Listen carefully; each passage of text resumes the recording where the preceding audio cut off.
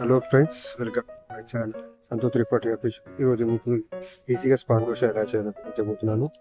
ముందుగా నా ఛానల్ చూసిన వారు సబ్స్క్రైబ్ చేసుకోండి. వీడియోస్ నచ్చితే లైక్ చేసి షేర్ చేయండి. నేనైతే పిండిని ముందుగానే రెడీ చేసి పెట్టుకున్నాను. దీనికి కావాల్సిన పదార్థాలు వచ్చేసి 1 కప్ రైస్, 1 కప్ కర్డ్ తీసుకోవాలి. ఫస్ట్ రైస్ని మంచిగా కడిగి మిక్సీలో వేసి అందులో కొంచెం వాటర్ పోసి మెత్తగా గ్రైండ్ చేసుకోవాలి. తర్వాత నానబెట్టిన రవ్వని పెరుగుని మిక్సీలో వేసి కొంచెం వాటర్ పోసి గ్రైండ్ చేయండి.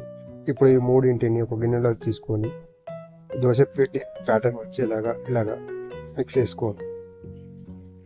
ఇప్పుడు కొంచెం ఉప్పు, చిటికెడు సోడా వేసి కలపండి. ఇలా మిక్స్ చేసిన తర్వాత ఒక 10 నుంచి 15 నిమిషాలు పక్కకు పెట్టండి. ఇలా పక్కకు పెట్టడం వలన దోశల పిండి అనేది పులుసు దోశలు బాగా వస్తాయి.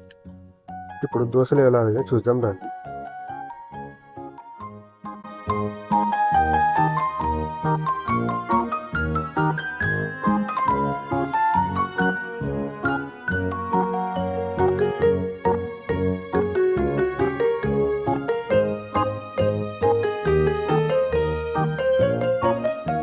చూశారు కదా ఫ్రెండ్స్, దోశలు ఎంత బాగా వచ్చాయో.